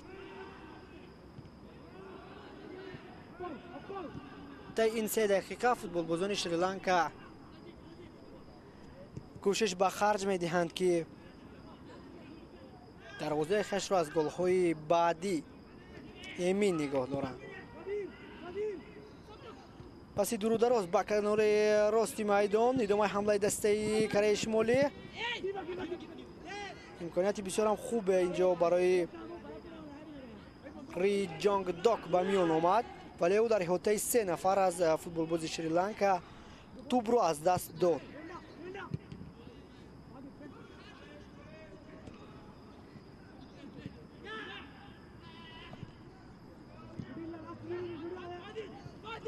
در آخرهای وخور امروزه فوتبال بازان کره شمالی برای زدن گل پنجم خش تلاش کرده ایستادند.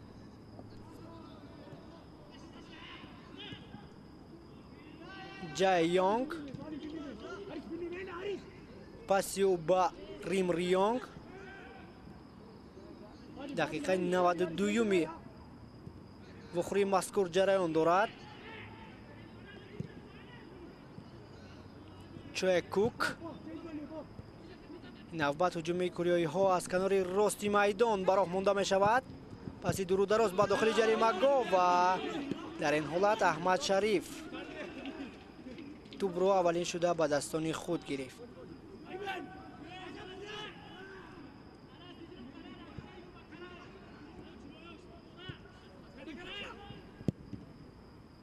به احتمال زیاد وخوری امروزه با همین حساب به انجام رسد، زیرا تا پایان رقابت امروزه ثانیه های به شمار باقی ماندند.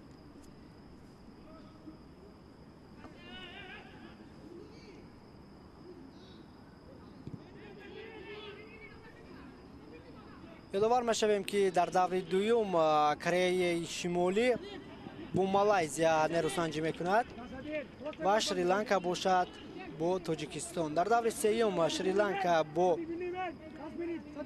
عمان بازی میکند و کره شمالی باشد با تاجیکستان.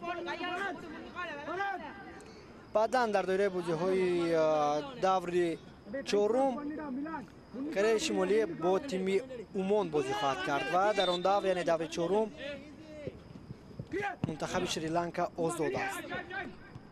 وخوری های دوره آخر سنه 29 سپتامبر برگزار می شوند و آنجا شریلانکا با مالایزیا و تاجیکستان با عمان مبارزه خواهند برد. محض در همان روز یعنی سنه 29 سپتامبر اشتراکچی مرحله نهایی قاره آسیا از گروه ای معلوم خواهد گردید. به همین ترتیب بینندگان عزیز، صدای هشدار داور مرکز محمد جاویز از انجام وخوری دسته های کره شمالی و شریلانکا درک می‌دهد فوتبال بازان کوریایی дар вохӯри 19 бо ҳисоби бузурги 4-0 ба пирӯзӣ даст ёфтанд ва ҳамин футболбозе ки айни замон дар экранҳои мову шумо қарор дорад, Ри Ҷонг Док муаллифи хетрик шуд, яъне 3 голи дастаи Кореяи Шимолиро дар рақобати имрӯза ба ҳадаф расонд.